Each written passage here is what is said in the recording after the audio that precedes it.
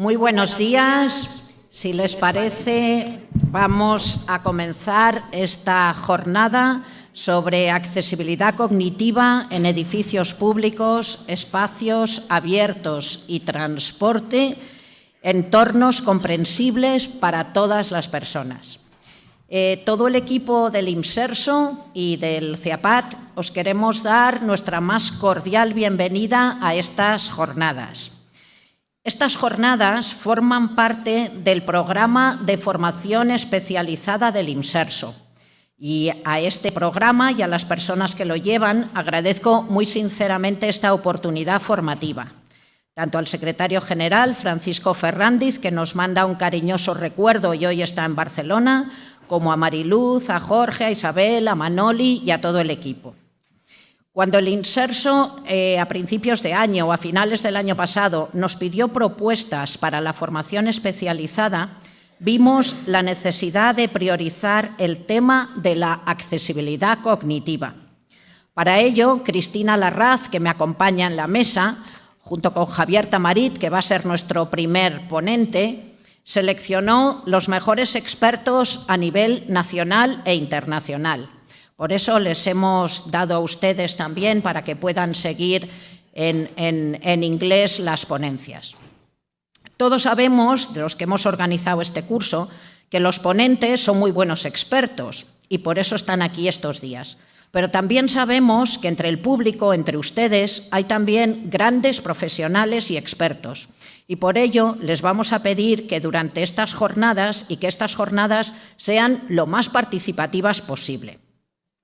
La accesibilidad cognitiva como derecho es el motivo fundamental de estas jornadas. Tanto la LIONDAU, la Ley de Igualdad de Oportunidades, No Discriminación y Accesibilidad Universal, como la Convención sobre los Derechos de las Personas con Discapacidad, incorporan este concepto de comprensible. Es decir, los entornos, las tecnologías y los servicios tienen que estar diseñados para ser utilizados por todas las personas y para poder interactuar sin discriminación y en igualdad con los demás. En el CEAPAT, desde que se promulgó la Convención, adaptamos esta a los pictogramas, gracias a la ayuda de Arasac, que, como ustedes conocen, es un sistema libre de gran apoyo para la comunicación aumentativa y alternativa, un sistema español realizado en Zaragoza por grandes profesionales que es conocido a nivel mundial. La participación del CEAPAT en grupos de trabajo sobre entornos y accesibilidad cognitiva cuenta con muy buenos socios como Fundación 11, Tecnosite, FEAPS, Down España y otros muchísimos. Participamos también en el grupo de transporte y discapacidad intelectual con el Consorcio de Transporte, Metro, FEAPS y otras organizaciones. Todo ello nos lleva a ser conscientes de dos tareas. Una, que debemos compartir conocimiento y otra, que debemos generar nuevo conocimiento. Estas jornadas tienen precisamente este doble objetivo: poner en común avances de accesibilidad y seguir avanzando en conocimiento. Este conocimiento nos debe llevar al establecimiento de normas, de documentos técnicos, de buenas prácticas y de resultados exitosos. Podemos definir la accesibilidad cognitiva como el resultado de pensar, diseñar, desarrollar e implantar entornos, productos, tecnologías y servicios más comprensibles y participativos, de los que puedan disfrutar no solo las personas con discapacidad, sino también personas en situaciones de desorientación, desconocimiento del idioma, situaciones de estrés y situaciones muy diversas. Hemos aprendido que tenemos que buscar diseños que nos ayuden a recordar la información, saber dónde nos encontramos, cómo llegar a donde queremos ir, pero que estos sistemas no exijan solo habilidades cognitivas complejas, sino que se facilite, en lo que luego seguramente nos va a hablar Javier Tamarit, esta facilitación de los entornos. En el documento sobre diseño para todas las personas, publicado por el CEAPAT, contábamos la experiencia de Harry Beck, que hace 80 años, justo ahora se celebra el aniversario, en 1933, diseñó el Plano de Metro de Londres, indicando las rutas y las interconexiones. Para ello, le vino muy bien ser ingeniero de redes eléctricas, pues, por ejemplo, este plano ha supuesto un modelo para todo el mundo. Como todos sabemos, y así lo declara el Instituto Europeo de Diseño, un buen diseño capacita y un mal diseño descapacita. Además, un buen diseño beneficia a mucha gente. Pero para conseguir este buen diseño, como decía Picasso, que la inspiración nos coja trabajando. Hay mucho trabajo que realizar. La accesibilidad cognitiva implica observar el proceso cognitivo, la toma de decisiones, el proceso de ejecución, el espacio, considerando aspectos arquitectónicos, de comunicación, de señalética, sistemas auditivos y táctiles. Además, todos tenemos claro que un entorno confuso tiene un impacto negativo en la sociedad. Por el contrario, un entorno entendible se hace amigable y más seguro para personas con discapacidad intelectual, personas con daño cerebral, personas de edad avanzada, personas con dificultades lectoras, personas que no conocen el idioma, turistas, personas que se mueven o que nos movemos en entornos no habituales y tantas situaciones. Para ayudarnos en este camino, como os decía, hemos traído a expertos nacionales, europeos e internacionales, a quienes le agradecemos de todo corazón su presencia hoy aquí. Queremos agradecer especialmente a Fundación 11, a FEAPS y a Dimas García, que es diseñador gráfico, todo el esfuerzo que llevamos trabajando en los grupos de trabajo y que en este momento pues, tienen un ejemplo en estas jornadas. Gracias otra vez al equipo de formación del Inserso, al equipo del CIAPAT y en especial a Cristina Larraz. Gracias a las intérpretes de lengua de signos, a las estenotipistas, a las personas que realizan el streaming y especialmente muchísimas gracias a todos ustedes por acompañarnos en esta mañana, esperando que estas jornadas, como decimos, sirvan para identificar proyectos que hay en marcha, experiencias positivas que hay en marcha y, sobre todo, nos sirvan para generar nuevo conocimiento. Pues de esta manera introductoria inauguramos estas jornadas sobre accesibilidad cognitiva en edificios públicos, espacios abiertos y transporte, entornos comprensibles para todas las personas. Muchísimas gracias.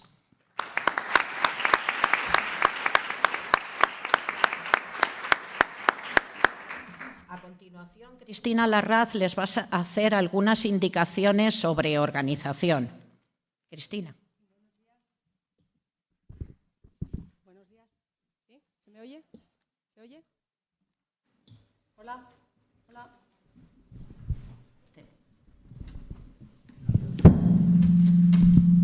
¿Cambiamos?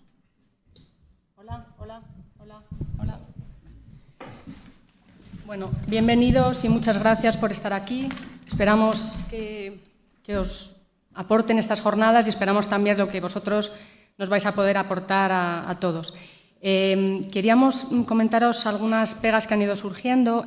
Sabéis que las jornadas estaban previstas para tener subtitulado, salir en streaming, o sea, salir en directo.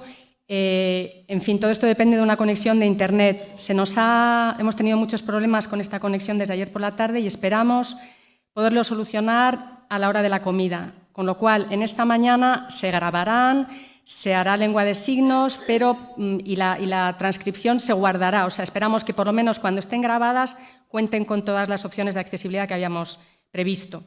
De todas maneras, en esta mañana, en este primer tramo, no funcionará el Wi-Fi. El Wi-Fi sí funciona, ¿verdad? ¿El Wi-Fi funciona? Sí, el Wi-Fi funciona, pues entonces nada.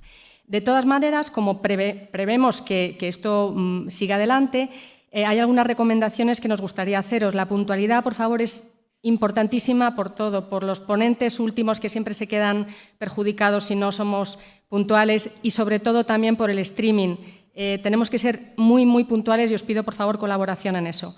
La puntualidad, luego, como esperamos mucha participación por vuestra parte, os rogamos que levantéis la mano y que pidáis el micrófono y siempre habléis en el micrófono. para cuestión de traducción y de estenotipia computerizada. Si alguien sabe inglés, porque luego van a venir ponentes extranjeros, por favor, que no utilice el inglés al hablar a los ponentes porque es más lioso, ¿vale? Habláis en español, se traducirá y ellos lo recibirán traducido. Bueno, yo creo que nada más. Vale, muchas gracias y que las jornadas vayan muy bien. Bueno, pues os agradezco muy sinceramente vuestra comprensión. Y siguiendo el programa, vamos a dar comienzo a la conferencia inaugural a cargo de don Javier Tamarit, que tengo el honor de conocer, de admirar y de presentar. Javier Tamarit es licenciado en Psicología por la Universidad Autónoma de Madrid y en la actualidad es director del área de calidad de vida de FEAPS, Confederación Española de Organizaciones a favor de personas con discapacidad intelectual.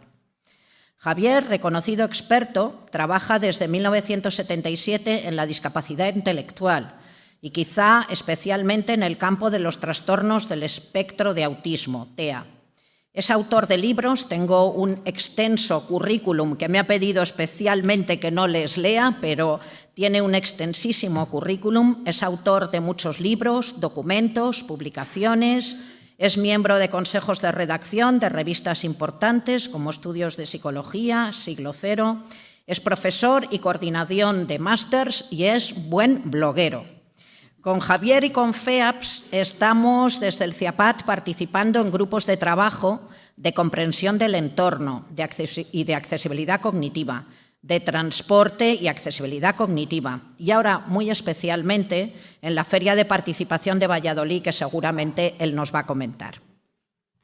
En la clausura del Congreso Internacional de Nuevas Tecnologías para Personas del Espectro del Autismo, celebrada en Valencia con apoyo de la Fundación Orange, Javier defendía la responsabilidad de los profesionales en el empoderamiento, palabra que a algunas personas no les gusta, pero que es muy clara, en dar poder al usuario para las personas con discapacidad intelectual.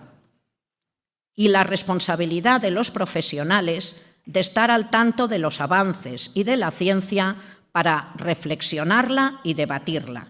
Es decir, nos insiste mucho en este concepto de responsabilidad profesional para empoderar al usuario.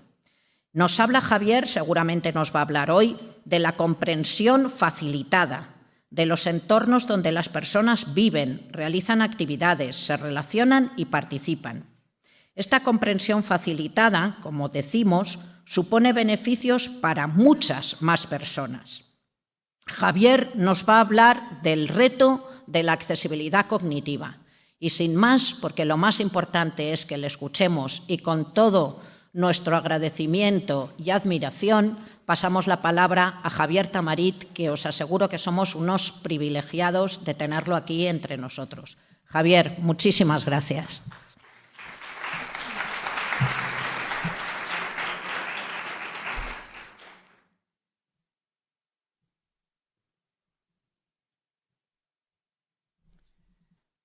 Bueno, gracias, Cristina, por tus cariñosas palabras.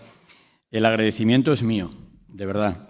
Bueno, yo creo que todas las personas conocéis a Cristina Rodríguez Porrero, la directora del CIAPAT, pero desde luego es una persona, además de cálida, siempre abierta, apasionada, curiosa y comprometida con todo lo que tiene que ver con la accesibilidad, y desde hace mucho tiempo. Para mí es realmente un placer, de verdad, y un agradecimiento.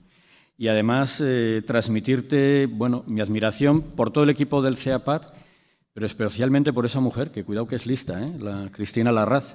Un buen día se le ocurre decir, oye, ¿qué os parece si organizamos unas jornadas? Porque claro, está todo, parece que hay muchas iniciativas, pero deberíamos como ligarlas, unirlas.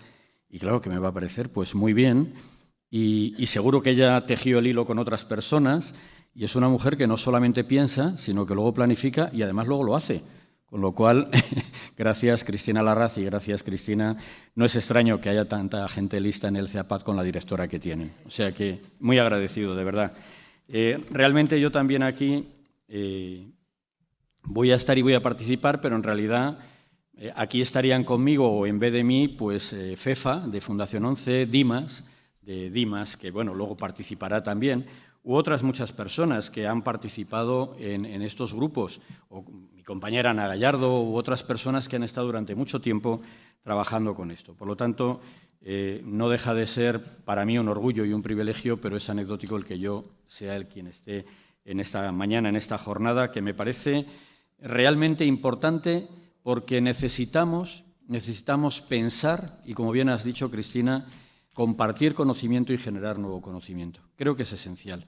Tenemos mucho avanzado, pero para mí que tenemos fragmentos de conocimiento y necesitamos hacer el puzzle. Tenemos piezas de puzzle, tenemos piezas significativas, pero tenemos que asegurar que todas las piezas son del mismo puzzle y que el puzzle lo hagamos y lo construyamos. Y creo que el CEAPAT con esto, realmente es quien asume el reto, este reto de la accesibilidad cognitiva.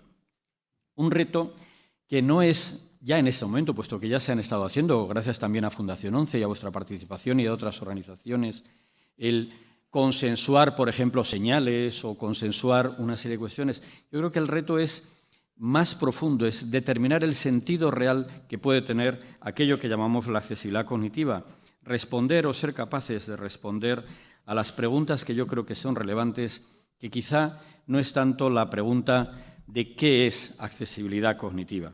Y con esto, permitidme entonces ya que empiece con mi intervención. De alguna forma, en mi planteamiento, en lo que yo creo, en lo que yo he podido compartir con muchas de las personas que estáis aquí, en la accesibilidad cognitiva, yo creo que estamos hablando en el fondo de una necesidad psicológica humana, la necesidad de asegurar el control, la regulación de los entornos en los que convivimos, en los que disfrutamos, en los que participamos, en los que interactuamos con otras personas. Por lo tanto, yo creo que esa es la parte importante y, como bien decía Cristina, y luego comentaré, quizá eso nos hace entender que no estamos hablando de algo para un grupo de personas, que sí que es verdad que son las que nos han puesto el foco delante para alumbrar un área que está absolutamente invisibilizada y opaca, como son las personas con discapacidades del desarrollo, discapacidad cognitiva, discapacidad intelectual. No, el reto de la accesibilidad cognitiva es, en mi opinión, también en parte entender que es un reto social, comunitario, colectivo, de una humanidad que entiende que es bueno el bienestar personal y social, compartir ese bienestar para ser más capaces de contribuir a la mejora entera de esa sociedad. Bien, la primera cuestión, por lo tanto, que yo diría que es ¿qué es la accesibilidad cognitiva? Pues yo aquí me parece que, o me recordaba cuando yo estaba preparando esto, me volví a recordar esa propuesta del filósofo de la ciencia Karl Popper, que decía que quizá las definiciones hay que leerlas de derecha a izquierda, no de izquierda a derecha, porque no deja de haber conjeturas y de ser todo conjeturas y realmente no tendríamos certezas para nada. Y por lo tanto, la accesibilidad cognitiva en este sentido, él diría, no es algo que exista, no es una certeza evidente externa que hayamos de ir a descubrir, sino que es algo que tenemos que construir por el conocimiento. Y por lo tanto, dándole la vuelta a la pregunta, en esta idea de Popper diríamos, ¿accesibilidad cognitiva es qué? ¿Accesibilidad cognitiva es qué? Y encima, para liar un poco más el asunto, cuando empezamos a trabajar sobre accesibilidad cognitiva es qué, pues vienen las propias personas con discapacidad intelectual y nos dicen que accesibilidad cognitiva no es un concepto accesible. Por lo tanto, es difícilmente accesible, lo cual ya es un oxímoron o algo parecido que nos trae un poco de cabeza, porque si el propio término es de difícil comprensión, pues quizá ya estamos un poco generando ciertas dificultades. Por lo tanto, quizá la pregunta de inicio no es qué ni cómo hacer, luego lo comentaré, sino qué sentido tiene, por qué tenemos que plantearnos, estudiar e indagar sobre la accesibilidad cognitiva y para qué estaría bien ese conocimiento. Yo creo que es claro y todos nos hemos sentido muchas veces muy con dificultad de ansiedad y de malestar o de no bienestar emocional cuando nos hemos encontrado con situaciones de difícil comprensión. Eso a mí me anima, tú lo has comentado antes un poco, Cristina, que quizá, no es por proponer un término ni nada, pero yo me manejo mejor si hablo de entornos fáciles de comprender o de fácil comprensión, o como tú decías, de comprensión facilitada. Un entorno fácil de comprender, siguiendo un poco la estela del fácil lectura o fácil de leer, me parece que estaría más amigable, más accesible que el propio término de accesibilidad cognitiva, que no quita, que tiene sentido profundo por orientar a un ámbito, un territorio, un sistema todavía no descubierto y no colonizado como debiera ser. Bien, por lo tanto, vayamos con esta otra pregunta, el por qué. ¿Por qué tenemos que hablar y compartir y generar conocimiento sobre la accesibilidad cognitiva? Y ahí, como bien decías tú, Cristina, antes, la primera opción que sale es que es un derecho. ¿Por qué? Pues porque es un derecho. Es un derecho que afortunadamente se ha puesto en línea y en visibilidad gracias a las personas con discapacidad intelectual, pero yo diría, o discapacidad en general, perdón, pero yo diría que es un derecho universal el tener entornos que nos sean fáciles de comprender. De hecho, en el propio artículo 9 de la Convención de Derechos de las Personas con Discapacidad de la ONU, se habla, ahí al final no se puede ver, pero quien conozca la Convención o quien lo pueda ver lo verá, se habla no solamente de fácil lectura, por ejemplo, sino de fácil comprensión. Y se habla de uso de sistemas alternativos, se habla de facilitación de los entornos, que es un poco lo que nos trae aquí. Por lo tanto, yo creo que es una cuestión de derecho. El que estemos aquí compartiendo este espacio y este tiempo hoy y mañana es porque es un derecho de las personas. No es una cuestión que nos parezca interesante a los profesionales, no es algo que simplemente nos motive y nos atraiga y tenga ese atractivo del conocimiento, de lo no conocido todavía y de descubrir cosas nuevas, que también lo tiene. Pero por encima de eso, estamos obligados a ello, es un derecho. Pero yo diría también que, además de ser un derecho, como decía antes, yo insistiría en que, o por lo menos a mí me genera esa duda y esa reflexión, si no estamos realmente hablando de una necesidad psicológica básica. Como sabéis, los seres humanos tenemos necesidades fisiológicas, pero tenemos también necesidades psicológicas, necesidades de control, de autodeterminación, necesidades de afiliación, de sentirnos compartiendo nuestra vida en compañía con otros seres humanos con los que interactuamos, a los que queremos y a los que nos quieren. Pues para mí también, que en el transcurso del desarrollo humano de la humanidad, también ha sido muy importante que el ser humano y el colectivo humano, las comunidades humanas, hayan tenido que tener control de su territorio, hayan tenido que tener claves que les orienten, sistemas que les dicen dónde están y cómo avanzar en construir nuevos territorios. Por lo tanto, para mí, en esta primera pregunta que quiero transmitir, además de por qué estamos por derecho, estaríamos hablando, en mi opinión, o por lo menos yo lo plantearía para el debate, de una necesidad psicológica básica.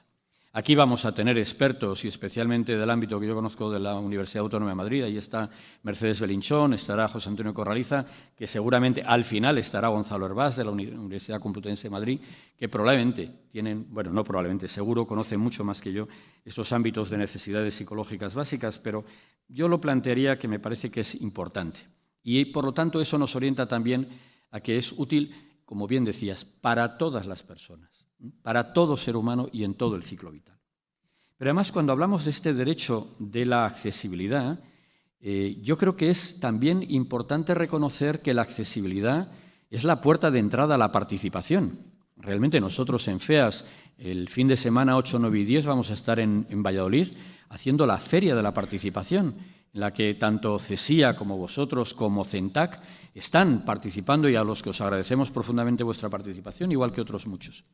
Y cuando hemos planteado y os hemos planteado la participación es porque realmente estamos convencidos de que la accesibilidad es la puerta para la participación. Y la participación es uno de los pilares de la ciudadanía activa. Y, por lo tanto, si una persona no puede participar porque no le es accesible el entorno en el que está, porque no lo comprende, le estamos cerrando la posibilidad del ejercicio de la ciudadanía activa, que implica participar, ser miembro activo en la comunidad y, por lo tanto, contribuir a la construcción y al desarrollo de la comunidad, pertenecer y sentirse perteneciente a esa comunidad y tener derechos.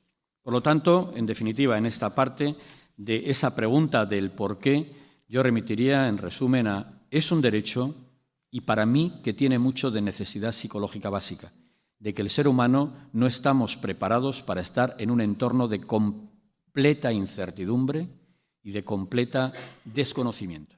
Probablemente, creo que es esta tarde, cuando Josep Yaría comentará videoconferencia por sistema videoconferencia, cómo él ha encontrado personas que prácticamente por cerrar los ojos y abrirlos ya no saben dónde están, ya han perdido su mapa cognitivo. Imaginemos lo que es eso de manera permanente, donde no sabemos dónde estamos, donde en cualquier momento estamos en un territorio desconocido y nuevo del que tenemos que volver a recuperar mapas cognitivos. Por lo tanto, insisto, para mí, derecho y necesidad humana psicológica básica. La siguiente pregunta, ¿para qué? ¿Para qué hacer esto? Es un derecho, pero ¿para qué? ¿Para dónde lo vamos a plantear? Yo diría que en este sentido, hablando de las bondades de una accesibilidad cognitiva, diría en primer lugar, o repetiría, para todos. Y recuerdo, por ejemplo, una situación muy concreta. Antes hablabas de los pictogramas y de Arasac. Una buena práctica excelente del movimiento asociativo FEAS del último encuentro fue una entidad, miembro de FEAS Canarias, la Fundación Pro Bosco, que utilizando pictogramas y sistemas alternativos de comunicación decidió, oye, ¿y por qué no facilitamos el contexto para ser utilizado por las personas con grave discapacidad? Y sacaron los pictogramas y se los dieron a la mercería donde iban las mujeres a comprar cosas porque son mujeres adultas que les gustaba tejer, o a la farmacia porque muchas de ellas tenían necesidad de medicinas. Y la farmacéutica tenía los pictogramas y los ponía por fuera como que ahí se comprendían los pictogramas. Y la farmacéutica estaba feliz porque decía, no, es que esto yo no lo hago por la Fundación Pro Bosco solo. Es que aquí, como estamos en Canarias, vienen muchos extranjeros y yo desde que entran los extranjeros en la farmacia, como tengo los pictogramas, estoy encantada. Ya les digo si les duele algo o no les duele algo y yo, para mí, ha sido un cambio totalmente. Bueno, en ese sentido yo creo que deberíamos plantear también el para qué. Pero hay otro para qué. Me permito poner aquí la foto de esta niña. Miguel Ángel Verdugo es un enamorado de esta foto y siempre la pone para expresar lo que es la felicidad, ¿no? Pues yo diría que ¿para qué tenemos que hacer esto? Para generar entornos de bienestar personal, para generar más oportunidades de felicidad. No deja de tener sentido que cuando hablamos de accesibilidad cognitiva de fácil comprensión, estamos hablando de algo que impacta significativamente en dimensiones importantes de la calidad de vida, especialmente en el bienestar emocional. El bienestar emocional tiene como indicadores críticos la percepción de seguridad, el estar en un entorno predecible y comprensible, y por lo tanto, en positivo, si nutrimos el entorno de claves que faciliten la comprensión, estamos nutriendo y fortaleciendo una dimensión crítica de la calidad de vida del bienestar personal, que es el bienestar emocional. Pero no olvidemos también que tiene repercusiones en lo que son, lo que decía antes, las tres patas de la ciudadanía, otras tres dimensiones críticas de calidad de vida: inclusión, autodeterminación y derechos, porque da pie a la participación, da pie al tener algo que decir, da pie al ser agente y no solo espectador de los entornos y de los escenarios en los que vivimos. Pero y qué duda cabe también que tiene repercusión importante en las relaciones interpersonales. Si yo voy a un sitio que me resulta incomprensible, desconociendo incluso el idioma, mi capacidad y posibilidad de relacionarme con otras personas se ve mermada.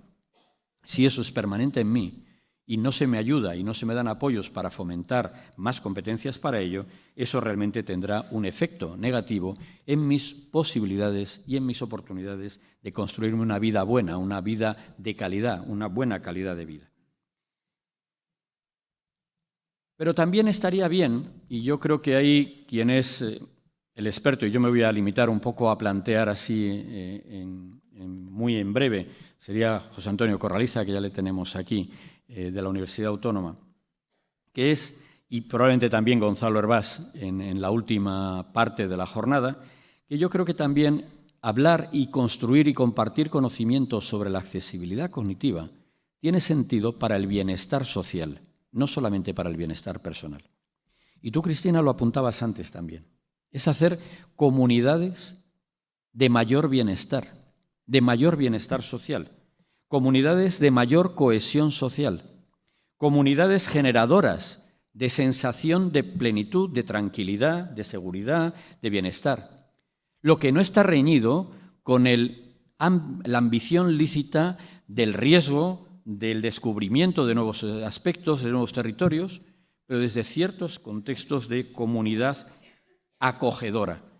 Comunidad acogedora, como se dice esa frase, con los propios y con los extraños.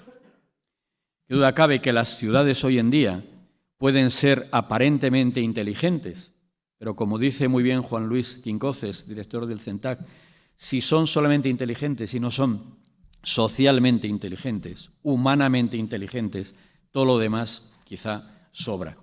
Necesitamos construir escenarios, territorios, contextos que nos den esa sensación de bienestar colectivo, no solamente de bienestar personal. Bueno, mi vista me ha jugado una mala pasada y me parecía haber visto a José Antonio Corraliza y le acabo de ver entrar ahí. Claro, por eso, sí. Perdóname porque es que uno no ve muy bien. Bueno, bien, una comunidad, por lo tanto, que no es extraña al extraño.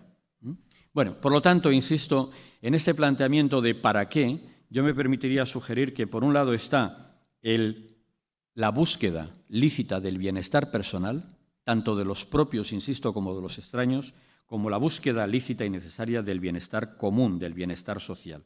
Y cómo eso hace realmente una comunidad más empoderada para generar ese bienestar. Y de ahí vendría también esta cuestión de la suma del bienestar personal más el bienestar social para construir eso, una comunidad empoderada, para desarrollar una vida de cohesión social y que reconozca la singularidad. Cuando hablamos de estas comunidades y del bienestar personal y social, yo me permitiré aquí con esta imagen, en esta imagen se ve una silueta de una mujer de la que salen, digamos, 3 globos, uno con una C mayúscula, otro con una A, otra con una O, y 3 imágenes, 3 fotos de un entorno de una ciudad, de un entorno rural, de un entorno natural. Intento significar con ello los diferentes escenarios, territorios, contextos en los que tiene lugar nuestra relación y nuestra vida. Entornos o escenarios que no son solamente en su ámbito físico lo importante, sino también en su situación social y su situación cultural. Los entornos es la amalgama, en mi opinión, de la conjunción de aspectos del ambiente físico, pero también del ambiente social, del tipo de relaciones significativas que se establecen y del ambiente cultural, de las relaciones, de las tradiciones, de la cultura implícita que está ahí. A mí esto me recuerda cómo a veces la dificultad de accesibilidad a las claves culturales de los entornos, ¿no? Siempre recuerdo una anécdota que nos contaban de las diferencias que fueron insalvables entre un empresario danés y un empresario español, cuando el español acogió al danés en nuestra maravillosa tierra y para decirle lo bien que le caía, le propinó una excelentísima comida de 3 horas con 2 platos, postre, pan, vino puro y copa, y estaba encantado el español y el danés diciendo qué manera de perder el tiempo. Y cuando va el español a Dinamarca, el danés, para decir, le voy a demostrar lo bien, porque yo quiero también trabajar contigo, te voy a demostrar lo bien que aquí lo hacemos, y para que veas que somos buenos y honrados trabajadores, un sándwich de pavo frío, un cuarto de hora en un receso de la reunión y a volver a trabajar. El danés diciendo qué bien he quedado y el español diciendo, desde luego, lo que me gasté yo en la comida con este hombre y a mí me ofrece un sándwich de pavo. Bueno, pues también me refiero que en la accesibilidad o en la fácil comprensión de los entornos no estaríamos hablando solamente, eso es lo que quiero transmitir con esta imagen, de los aspectos físicos, sino también de los aspectos sociales y culturales, o al menos algo tendríamos que repensar sobre ello. En ese sentido, probablemente Mercedes Belinchón también comentará en el proceso que estuvimos haciendo en colaboración con Renfe en la cátedra de patrocinio que tuvimos, cómo a la hora de intentar conceptualizar lo que es accesibilidad cognitiva o fácil comprensión, puede tener algo que decir todo el conocimiento de la psicología cognitiva con escenarios, guiones, que creo que puede tener cierta relación con entornos y actividades que se generan en ello. Bien, pero además esas 3 letras en mayúscula que hay al lado de esta señora, de esta silueta, son competencias C, apoyos a y oportunidades o. Quiero indicar con esto también que para que una persona tenga mayores posibilidades de comprensión del entorno, por un lado, es el entorno el que debe facilitar esa comprensión, con claves, con señales, con sistemas, con elementos propios del entorno que signifiquen algo y que le den significado a ese contexto, tanto, insisto, en lo físico como en lo social o cultural. Pero, ¿qué duda cabe? Que si facilitamos mucho la comprensión de un entorno, pero no damos a las personas oportunidades para disfrutarlo, de nada nos servirá.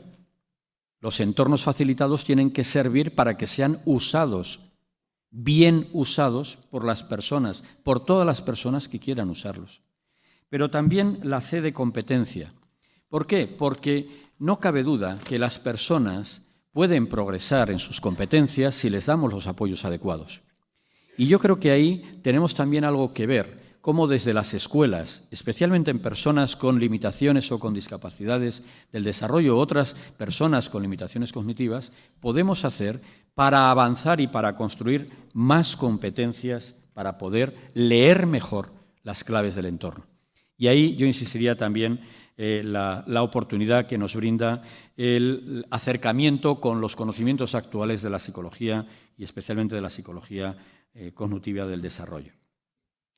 Bien, eso, mi compañera Ana Gallardo fue la que lideró este estudio, este pequeño informe que hicimos para un encuentro también sobre accesibilidad, en el que estuvimos un grupo de personas de FEAS Madrid, y ahí planteábamos un poco esta situación.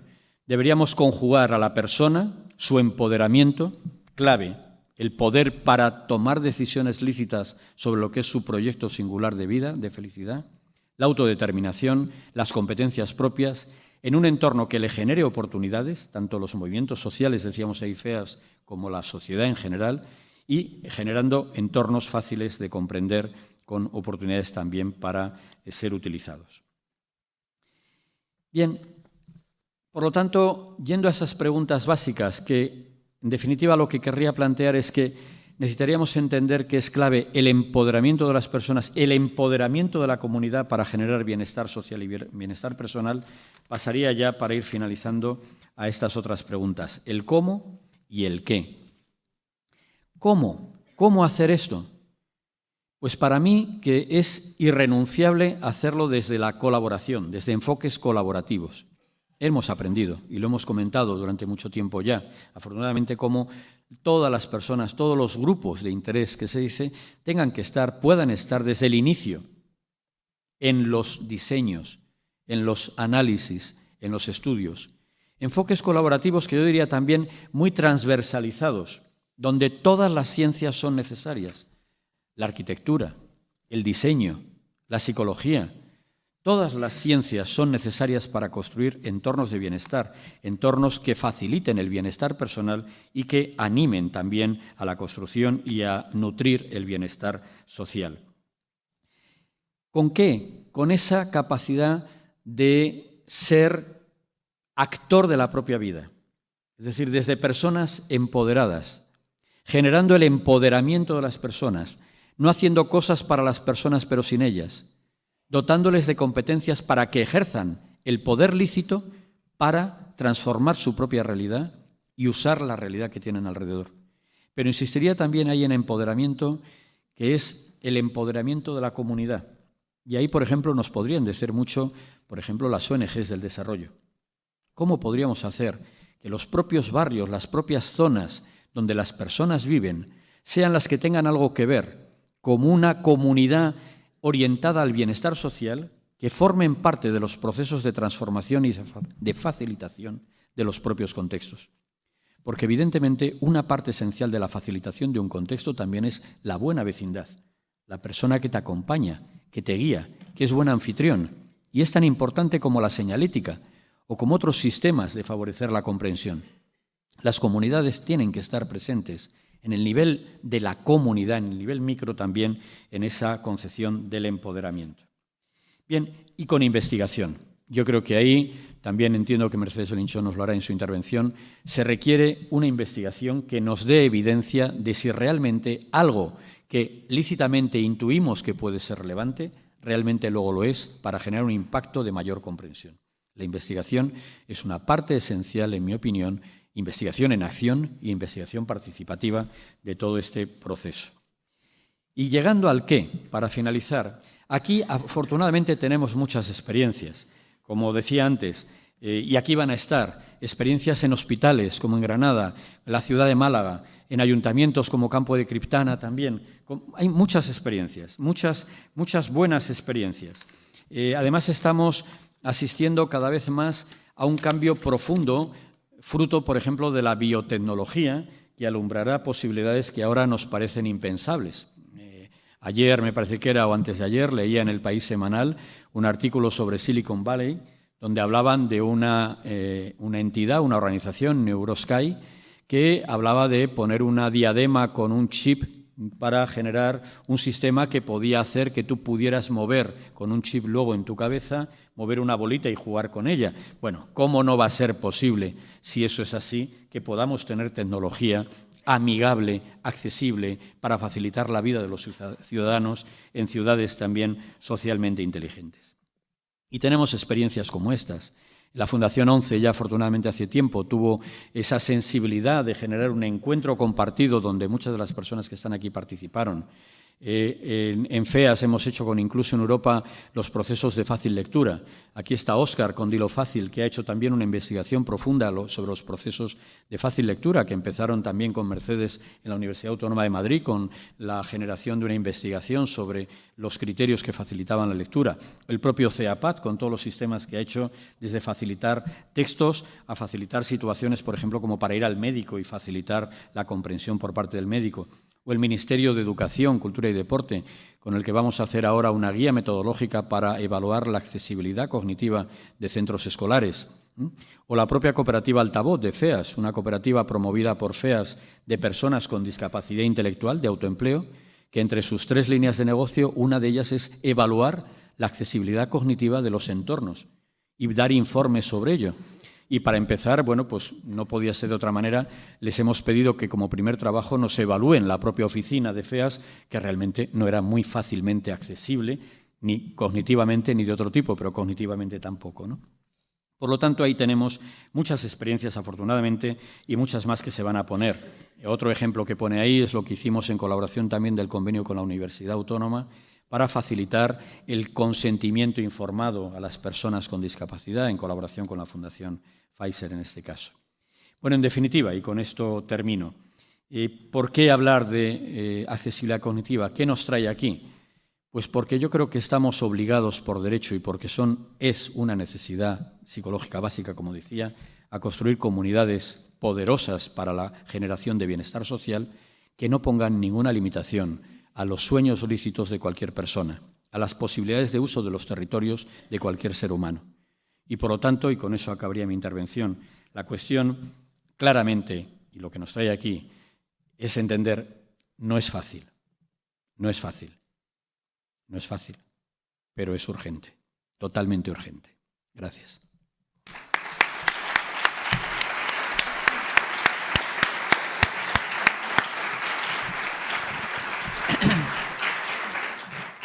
Muchísimas gracias, Javier. Creo que no podíamos haber tenido mejor introducción para estas jornadas, porque yo creo que planteas muchísimas incógnitas, planteas muy bien hacia dónde debemos ir. El camino lo tenemos que recorrer todos juntos y este es uno de los objetivos de esta jornada. Yo sé que tenéis todos preguntas para Javier Tamarit, observaciones, pero os voy a pedir que las apuntéis, las recordéis y las guardéis para el fin del coloquio que tenemos después de la segunda mesa, porque así vamos a ir un poco mejor organizados. Y vamos a dar paso a la segunda ponencia, a la segunda mesa, y para eso le voy a pedir a Cristina Larraz y a José Antonio Corraliza que suban a la mesa. Muchas gracias.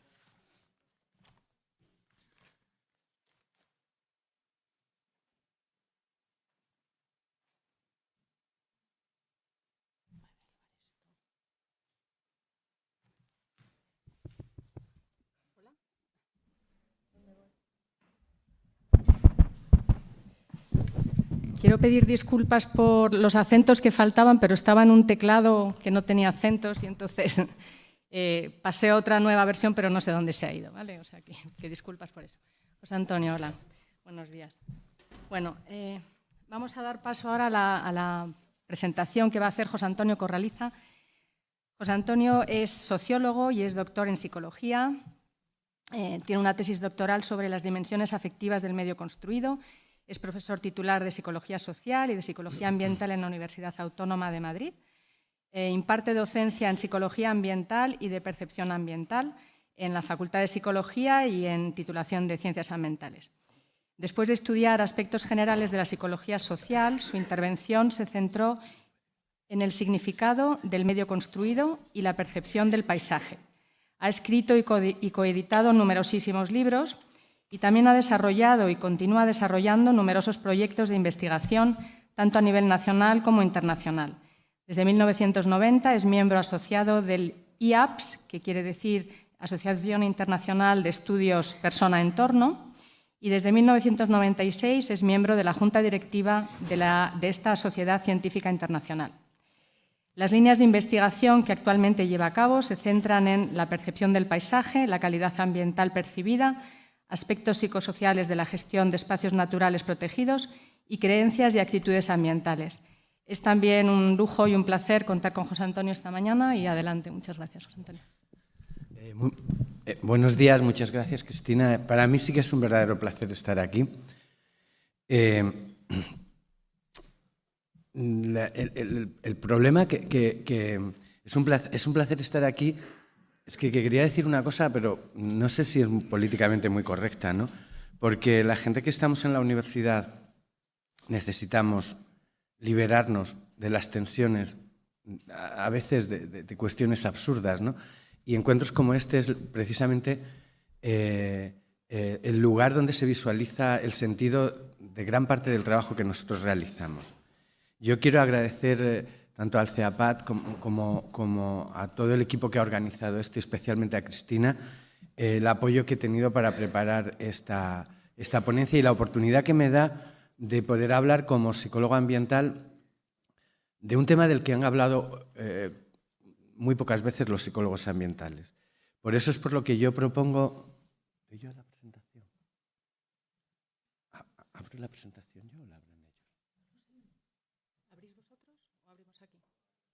¿Ya? ¿Sí está bien?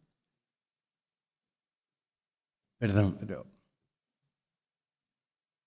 Vale, okay. El tema bueno, yo tengo muchas dificultades para hablar realmente de accesibilidad cognitiva. Creo que en la sala la mayor parte de vosotros sois más expertos en esta temática que yo. Lo que yo voy a proponer aquí es precisamente una reflexión sobre el sentido y la necesidad de buscar recursos de accesibilidad cognitiva. Lo he planteado a partir de dos términos, que son los términos de comprensión y de legibilidad. Y en esta presentación la he estructurado en tres grandes apartados. Primero, es imposible entender las dificultades de comprensión y legibilidad de los entornos urbanos sin una breve referencia a cómo son los entornos urbanos. Por tanto, he planteado una primera parte sobre la relación entre las personas y los espacios urbanos. Los espacios urbanos es un hábitat realmente extraño, es un hábitat en el cual llevamos viviendo muy poco tiempo como especie, y hay todavía innumerables costes de adaptación. La segunda parte que quiero plantear es sobre la relación entre el sistema persona-ambiente. Todas las tareas de navegación, exploración o wayfinding, como lo queramos llamar, tienen que ver con cómo es la relación entre la persona y el ambiente. Y finalmente hablaremos en una tercera parte sobre los problemas que plantea la navegación de la persona en el entorno. Y bueno, he sido un pelín atrevido, disculpadme ya desde este primer momento. Al final propongo algunos recursos o algunas medidas, lo que muy pomposamente, ya sabéis cómo somos los académicos, he llamado un decálogo para promover la comprensión y la legibilidad de los entornos urbanos, que solo tiene la pretensión de provocar un debate y una discusión sobre esto. En relación con el primer punto de partida, yo creo que deberíamos pensar en la ciudad como estereotipo. La ciudad, hay gran diversidad y cantidad de ciudades, y dentro de cada ciudad hay gran diversidad y cantidad de morfotipologías de espacios urbanos. Pero cuando hablamos de ciudad, todos tenemos en la cabeza precisamente imágenes como las que veis aquí, o Calcuta, o Yakarta, o Ciudad de México. Y cuando un psicólogo se enfrenta a este tipo de imágenes, hay 3 frases que yo quiero subrayar, que me gustaría explicar, pero no es el momento. La primera es que el espacio tiene un enorme poder determinante de la actividad de la persona, lo que aquí yo he explicado con la frase: si realmente quieres explicar un comportamiento humano, acude al lugar en el que ocurre. Esta especie de enfoque ecológico del comportamiento es muy importante para tenerlo en cuenta, porque permanentemente nos damos cuenta de que somos víctimas de influencias del entorno, de las cuales muchas de ellas ni siquiera nos damos cuenta. De repente simplemente nos sentimos mal. Hay otra frase que quiero, en realidad la segunda frase, la que está en esta especie de color malva, es una frase muy importante que yo he deformado del libro de Montesquieu, famoso, del espíritu de las leyes, aquel de la división de poderes. Montesquieu decía: es extraña la relación de las personas con las leyes, porque primero las personas hacen las leyes, pero luego las leyes determinan, hacen a las personas. Pues algo así ocurre con el espacio. Primero nosotros hacemos el espacio, pero luego el espacio nos hace a nosotros. Y esta relación es muy compleja, pero es interesante tenerlo como punto de partida. Y la tercera frase es que los lugares, los entornos, los espacios, no solo tienen un contenido topográfico, esta sala no es solo esta sala, es lo que nosotros llenamos, lo que nosotros hacemos en esta sala. Una casa no es solo una casa, es mi hogar, que es una definición, como antes decía Javier, socioespacial. No es, el espacio no es solo un determinante físico, es una estructura socioespacial. Bueno, y esto da lugar al enigmático título que he puesto en esta transparencia, ¿no? Es verdad que se urbaniza el espacio, todos tenemos experiencia de ello, y más yo cuando me he perdido viniendo para acá, ¿no? Pero no solo se urbaniza el espacio, sino que se urbaniza la mente. Y tenemos que ver qué características tiene, cómo afecta la urbanización del espacio a los procesos de urbanización de la mente. Y bueno, yo con esta transparencia podría acabar, porque yo creo que ya os he contado todo lo que sé. Podríamos envolverlo mucho más, pero quiero simplemente que avancemos un poco en el desarrollo de algunas de estas 3 ideas y qué implicaciones tienen precisamente para entender las dificultades o posibilidades que ofrece un entorno para ser comprendido o leído, ¿no? Un amigo mío, arquitecto, hablaba de un concepto que a mí me resulta más sugerente que riguroso, pero es muy evocador, que es el concepto de ciudad erizo. El espacio erizo es aquel que repele la imagineabilidad, que repele algo que es fundamental para cualquier ser vivo, que es la posibilidad de elaborar perceptos, de elaborar imágenes. Y sin embargo podemos tomar como referencia simplemente esta imagen que vemos. Es una ciudad con pinchos que dificulta que entendamos, ¿no? De qué va esto. Y genera una experiencia que algunos filósofos lo ponen como una experiencia positiva, pero que resulta sin duda inquietante, que es espacios de deriva, donde no sabemos realmente dónde estamos, pero lo que es más grave, no sabemos dónde vamos. Sabemos dónde queremos ir, pero no sabemos dónde vamos. Y tampoco sabemos de dónde venimos, ¿no? Me recuerda mucho el conejo, creo que era el conejo, ¿no?, de Alicia, aquel que estaba en el cruce, ¿recordáis, no?, que pasaba siempre por el cruce veloz y le miraba a Alicia y de repente el conejo para, es un cruce de 4 caminos y le pregunta, oye, ¿dónde puedo ir? Y dice, ¿dónde quieres ir? Dice, no se me da igual. Dice, entonces coge cualquier camino. Esta experiencia de deriva es muy inquietante y es uno de los rasgos a través de los cuales la ciudad influye más en nosotros. Walter Benjamin, el filósofo, decía que era una experiencia muy excitante y muy formativa para el ser humano, pero a mí me sigue pareciendo todavía un límite.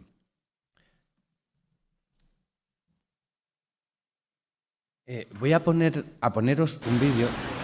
simplemente para acompañar una síntesis de qué es un paseo urbano, una deriva urbana.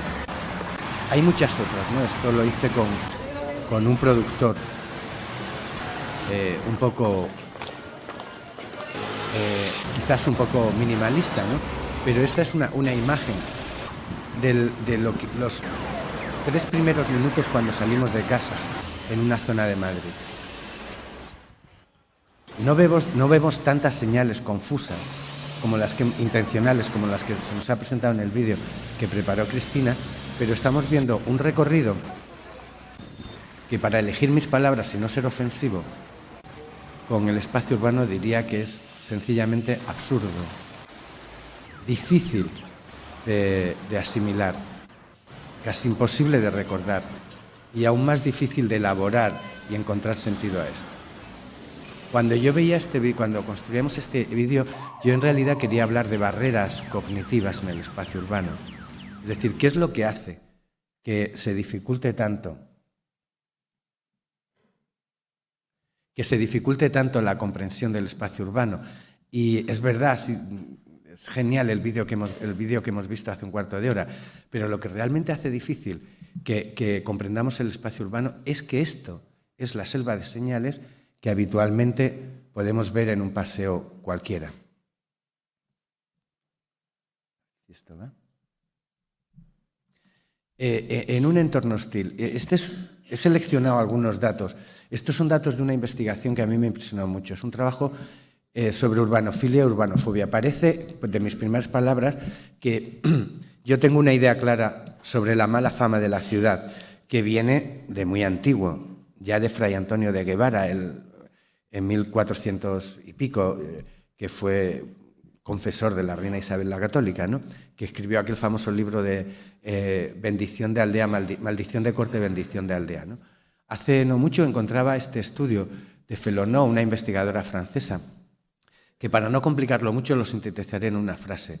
Ella hizo un estudio de características del entorno típicamente urbano, en la que parecían, perdón por ponerlo si tienen en inglés, pero es pura proyección de mi pereza, tenía que haberlo traducido al castellano, ¿no? Pero son fácilmente comprensibles, ¿no? Los ítems característicos de un entorno urbano aparecían, pues, un mundo lleno de cultura, posibilidades de trabajo, de intercambio social, de patrimonio arquitectónico, de evasión, de disponibilidad de bienes de consumo, y a continuación, en ese mismo estudio, dedujo características del entorno típicamente no urbano, donde aparecía lo verde, la limpieza, la tranquilidad, la falta de contaminación, la seguridad, la amabilidad, etcétera, etcétera, ¿no?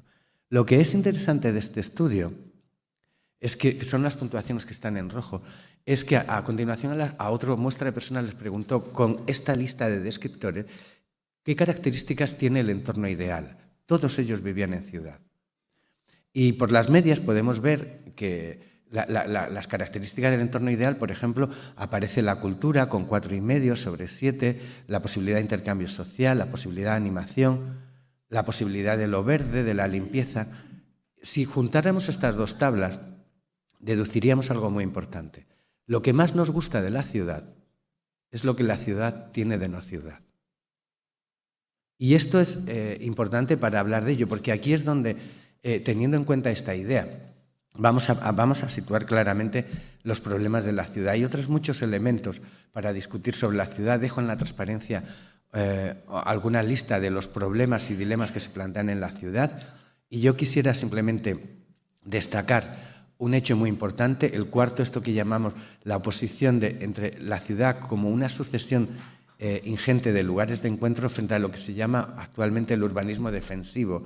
Es decir, la idea, si paseáis, por ejemplo, por alguno de los PAUs de las zonas que se han desarrollado en la periferia de Madrid, como San Chinarro, el PAU de Carabanchel o el mismo PAU de Vallecas, que está aquí cerca, veréis que la mayor parte de los edificios están hechos de manera muy interesante, con un patio interior, con su piscina, para que los vecinos vivan en el interior del edificio, y las calles están abiertas solo para que pasen y transiten coches.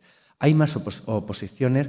Otra que destacaría es la oposición entre la ciudad como una trama sucesiva de escenarios de participación frente a la ciudad como una metrópoli vacía de significados. Y esta es una experiencia muy importante. Cuando no entendemos la ciudad la ciudad se convierte en un entorno vacío de significados. Y es muy fácil predecir para un psicólogo ambiental que un entorno vacío de significados produce personas también vacías. Cuando no comprendemos algo, nos negamos a interactuar con ello, como a lo mejor les está pasando a alguno de los oyentes ahora con mi presentación, ¿no? Pero no quiero insistir más en esta transparencia que también nos llevaría muy lejos, ¿no? Y aquí quisiera detenerme en un cierto aparato conceptual que sirve para entender por qué, además de las bromas, el vídeo que acabamos de ver es realmente son imágenes que podríamos caracterizar como verdaderos despropósitos. El reto de la accesibilidad cognitiva no es solo algo que permite a las personas con más facilidad interactuar y desenvolverse en el entorno, sino es algo que tiene que ver con el nivel de bienestar que ya antes mencionó también Javier en su conferencia anterior, con el nivel de independencia, y constituye, cualquiera que sea lo que entendamos por calidad de vida, un indicador de calidad de vida. Lo podemos ver en esta transparencia en la cual vemos que la interacción de la persona con el entorno, la experiencia ambiental, se caracteriza por identificar tres vectores, ¿no? ¿Qué siente la persona? El vector de la emoción. ¿Qué piensa? El vector de lo que podemos llamar la cognición. ¿Y qué hace?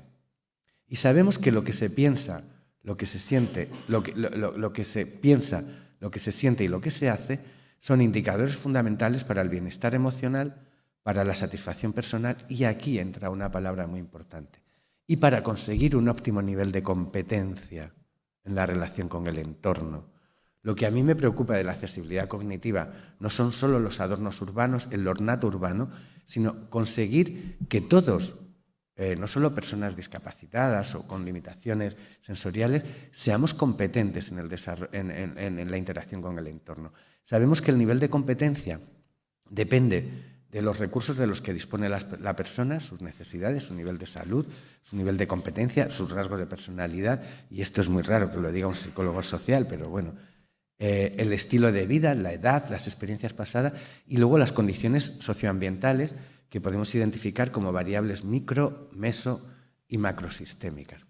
Este cuadro, yo lo que estoy pretendiendo en esta exposición es dar marcos de referencia para que pensemos sobre ello. Nos permite hablar de algo muy importante, que es cuando hablamos de dificultades de interacción con los entornos, estamos hablando de distintos niveles de compatibilidad o incompatibilidad con la persona. Normalmente, y este esquema, nosotros podemos imaginar que las personas funcionamos con dos tipos de recursos mentales, ¿no? Un elemento que se llama imagen mental, es decir, la capacidad que tenemos de construir representaciones de un estímulo externo, y un plan, es decir, la capacidad que tenemos para generar esquemas intencionales, y creo que Mercedes probablemente hablará de todo esto después, y tanto las imágenes como los planes pueden tener su origen en la estimulación del mundo interno o del mundo externo. En resumen, lo que estamos viendo aquí es cómo las imágenes que tienen su origen en el mundo interno, lo que podemos llamar actividad reflexiva, la capacidad de elaborar ideas, o los planes que tienen su origen en el mundo interno, es decir, la actividad intencional, choca con las imágenes y planes que tienen su origen en la dimensión externa, que son imágenes percibidas o estados de realmente necesidad. Todo esto produce una situación, cuando hay una contradicción entre la intención, la acción intencional, lo que yo quiero hacer, y lo que tengo que hacer, la acción necesaria, surge la situación de incompatibilidad. Cuando hay una contradicción entre lo que yo quiero pensar, la actividad reflexiva, y lo que tengo que pensar, por ejemplo, el esfuerzo que yo les estoy pidiendo ahora para que sigan mi presentación, hay una situación de incompatibilidad. Las fuentes de incompatibilidad son muy variadas, pero pueden tener su origen en la persona, por ejemplo, que existan conflictos internos, o falta de interés por la persona, o falta de recursos personales. O también, y sobre todo, y es lo que yo quiero destacar, un funcionamiento inadecuado del ambiente, cuando el ambiente contiene elementos muy restrictivos, de gran pobreza informativa, o elementos muy redundantes y repetitivos. Y las manifestaciones de incompatibilidad se traducen en muchos síntomas, pero yo los he sintetizado en estos 4: altos niveles de estrés, altos niveles de activación, altos niveles de sobrecarga y altos niveles de descontrol, de pérdida de control, ¿no? siempre cuando yo escribí un artículo sobre esto, lo escribí impresionado porque en la Vaguada, en el centro comercial de la Vaguada, me encontré a una persona mayor que estaba completamente perdida en un lugar. Y os puedo jurar que había un montón de señales. Había una escalera mecánica, el único recurso de movilidad accesible, pero esta persona mayor, según me explicó, tenía muchísimo miedo a coger una escalera mecánica porque su vecina en una escalera mecánica se había roto una cadera y 2 costillas, en fin, le había producido un destrozo, ¿no?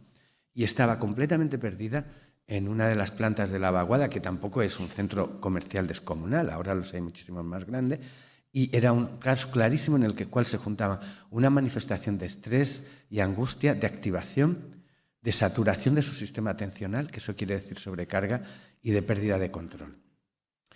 Y aquí quiero introducir un concepto, que es el concepto de docilidad ambiental. Las imágenes que hemos visto en el vídeo anterior son ejemplos de cómo una señal puede hacer que un entorno no muy claro se convierta en un entorno extremadamente confuso. Cuando hay una situación de un entorno extremadamente confuso, ocurre como cuando estamos interactuando con una persona a la que no entendemos, que nos desconectamos de ella. Es decir, dejamos de interactuar con el entorno y acabamos convirtiéndonos en víctimas de la influencia del entorno.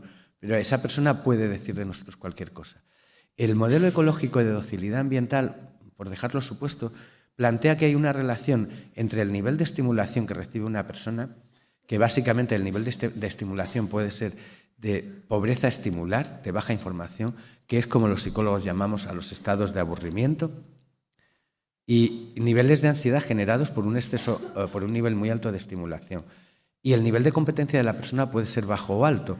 Sabemos que existe un teórico nivel de óptimo de bienestar de la persona, pero sabemos que hay una situación en la cual el nivel de estimulación es bajo y la persona vive una situación realmente de pobreza estimular y se acopla. Es la zona que se llama en psicología ambiental la zona del máximo confort.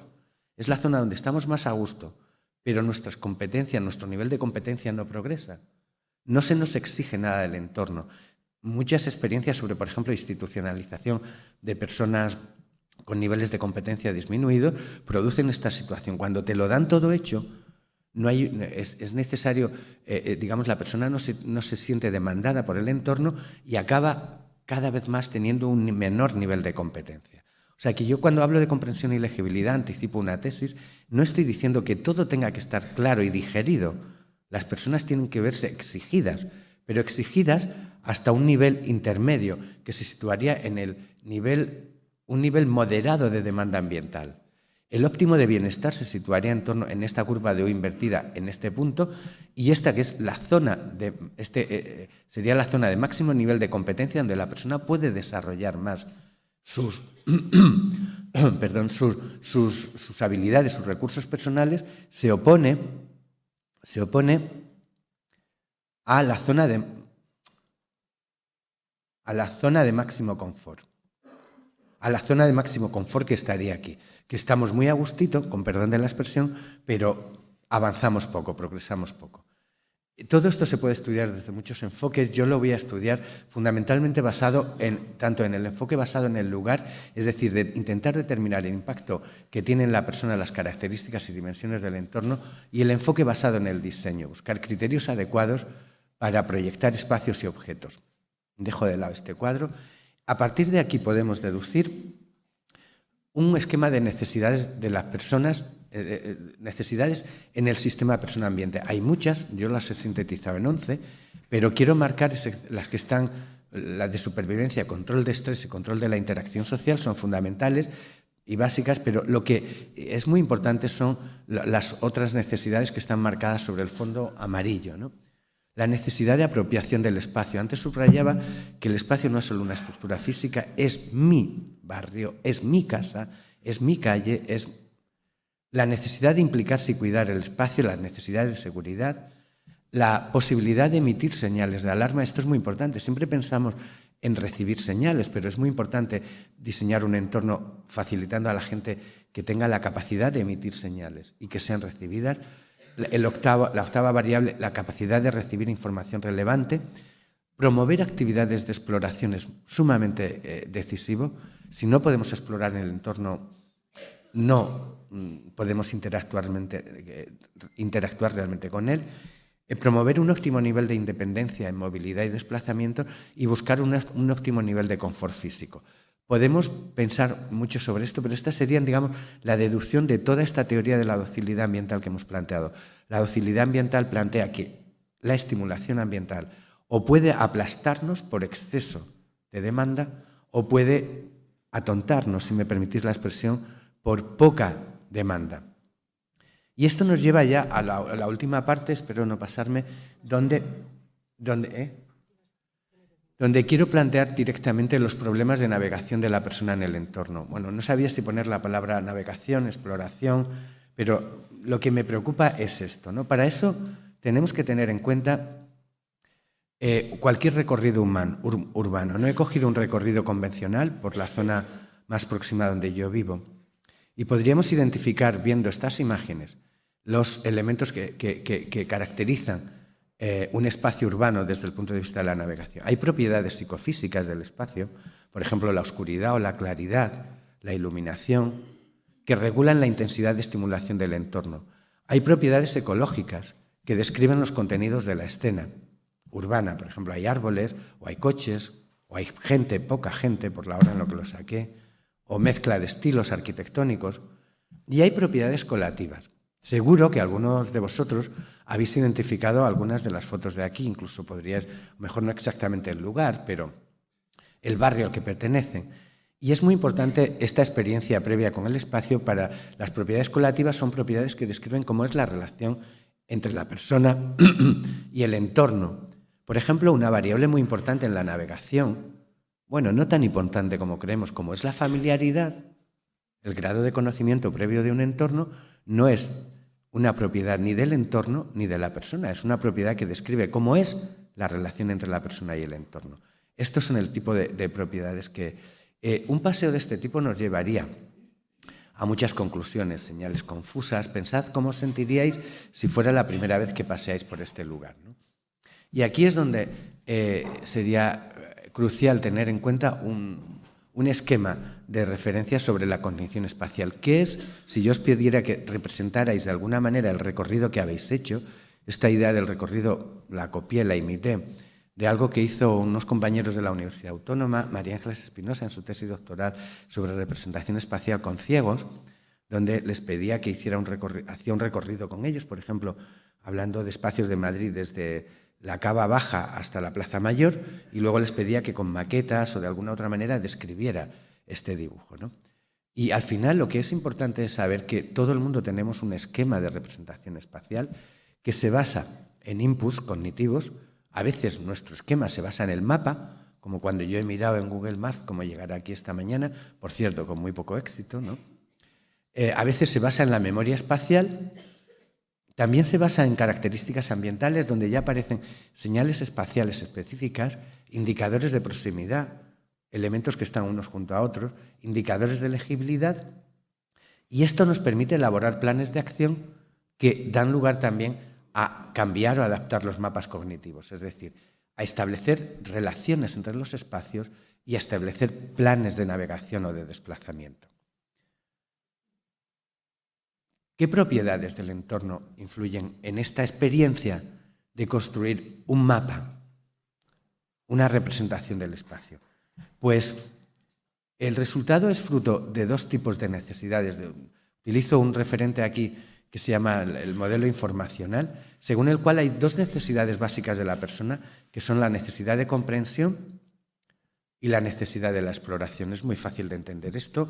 Comprender es dar sentido a un entorno, es decir, saber cómo yo puedo ir de aquí a un sitio, y explorar es saber qué puedo esperar de ese entorno, qué puedo buscar en él. Y tanto la información ambiental puede ser muy fácil de captar, puede ser una información presente o inmediata o una información futura e inferida. Y a partir de aquí surgen cuatro grandes propiedades. Cuando algo se puede comprender muy rápidamente es que el entorno tiene la propiedad de la coherencia. Cuando se puede comprender, pero esto requiere un cierto tiempo, hablamos de la propiedad de la legibilidad. Cuando se puede explorar de manera inmediata, hablamos de la propiedad de la complejidad y del misterio, ¿no? Para entender esto, yo me acuerdo de una experiencia personal que tuve. Hay un barrio de Madrid que yo, por mucho que voy, soy incapaz de entender, ¿no? Es un barrio que está cerca de Arturo Soria y que, para mayor complicación, todas las calles tienen nombre de santas. Y ya me confundo yo con las santas, me confundo aún más con el espacio, porque todas las casas son iguales. Y recuerdo una vez que iba a casa de un amigo, le pregunté a una señora, ¿me puede decir dónde está la calle Santa Susana? Me acuerdo que era, ¿no? La señora mira, ve al fondo, vuelve a mirar para otro lado y ya me dice, ¿ve usted esta calle? Sí. ¿Ve usted un semáforo que hay ahí al final? Yo, que tenía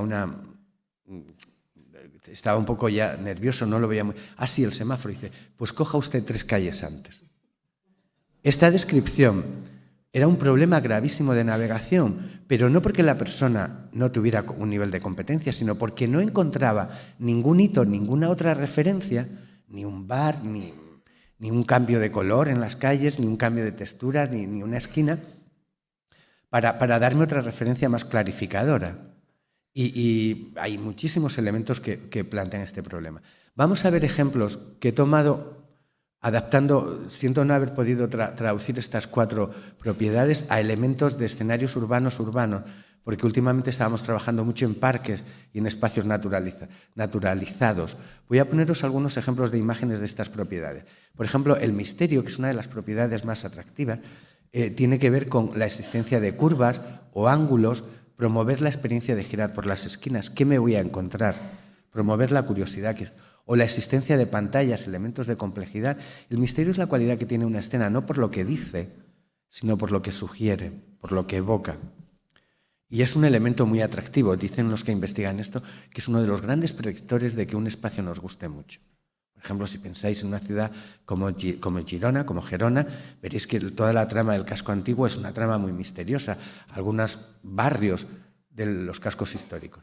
La coherencia es la característica que tiene aquel entorno en el que todo es muy fácil de entender, que tiene todo un orden y una disposición lógica. Ojo, que a muchas veces este orden y esta disposición lógica solo se ve desde un plano. Por ejemplo, yo hablo mucho, y mis amigos arquitectos a veces no entienden muy bien mi crítica cuando les hablo del sesgo de la mesa de dibujo. Muchos de estos parques, probablemente este que veis aquí a vuestra derecha, es un parque muy bonito de ver desde arriba, pero desde abajo es absurdo. Uno va dando tumbos por ahí, por recorridos, pero cuando uno lo ve desde arriba, y por eso surgen patologías espaciales, no como las sendas de elefantes, que las personas no somos tan insensatas y cuando vemos un trazado reticular de un parque, lo que hacemos es atajar, ¿no? Y acabamos pisoteando el césped, lo que se llaman sendas de elefante. Pero, sin embargo, lo ves desde arriba y es perfecto. El sesgo de la mesa de dibujo. Él está acostumbrado a dibujar desde arriba. Pero, en cualquier caso, es fácil de obtener una imagen porque el orden y la disposición son muy accesibles. El tercer elemento es la complejidad. Cuando hay una gran riqueza visual, una gran cantidad y diversidad de elementos, como por ejemplo se pueden ver en estas imágenes, una de ellas del Parque del Oeste. Y la legibilidad. Es cuando la imagen goza de permeabilidad visual, que facilita a la persona la orientación y la huida, que son los recursos con los que contamos para poder evitar el estrés y la sobrecarga y la activación que decíamos que generaba la incompatibilidad. Lo que nos inquieta no es el hecho de que no huyamos, sino el hecho de que no podamos huir. Lo que da legibilidad a un entorno es precisamente, legibilidad es un término que idea Kevin Lynch, un urbanista, cuando hace un estudio sobre la imagen de la ciudad de Boston en 1960, y él se da cuenta de que nuestra representación espacial se ve facilitada cuando hay elementos distintivos que marcan la diferencia. Él da esta definición literal. Cuando es fácil identificar un objeto y, por tanto, es fácil distinguirlo de otros y, por tanto, es fácil reconocerlo como una entidad separada. Él no era psicólogo y se hacía un lío con las palabras, pero básicamente son estos 3 elementos: identificar, distinguir y reconocer. ¿Qué es lo que facilita toda esta tarea de la distinción? Sé que esta transparencia, y me disculpo por ello, es antipedagógica, pero yo pensaba más bien en que la presentación se quedara y tuviéramos oportunidad de discutir, ¿no? Pero básicamente lo que facilita de un entorno las tareas de navegación, de exploración o de wayfinding es, en primer lugar, que en el espacio haya elementos legibles, que sean diferenciables. Es decir, en que no se perciban como iguales. Lo que a mí me pasaba en ese barrio cercano a Arturo Soria es que todo era igual. Y aunque había ido varias veces, era incapaz de memorizar aquello. El segundo elemento que lo facilita es el grado de acceso visual. Es decir, hasta qué punto podemos ver y localizar los elementos de un entorno. Y esto es decir, el grado de acceso visual, yo a veces lo explico con la expresión, hasta qué punto podemos ver que hay cosas delante. Y esto es muy importante para facilitar la navegación.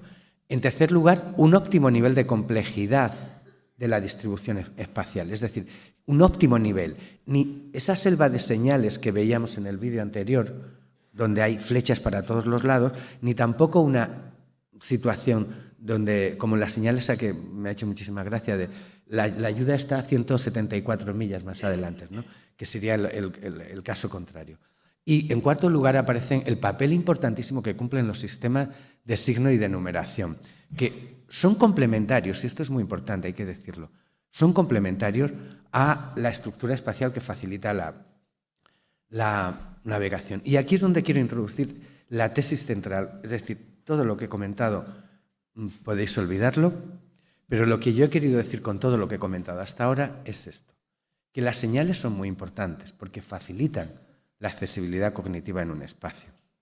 Pero la legibilidad de un espacio debe empezar con el diseño del edificio o del espacio mismo. Y no hay señales que compensen un edificio confuso e ilegible. O necesitamos un arsenal de señales extraordinariamente complicado. Y este es el argumento central que quiero plantear. Por tanto, esto nos lleva a evaluar qué propiedades del entorno facilitan la comprensión y legibilidad del mismo. La primera, y muy importante, es la simplicidad del trazado frente a la complejidad. La simplicidad del trazado, por ejemplo, en algunas investigaciones que he destacado aquí, predice en un estudio de wayfinding de Weissman que ha sido replicado el año pasado, que el 56% de la variabilidad de las puntuaciones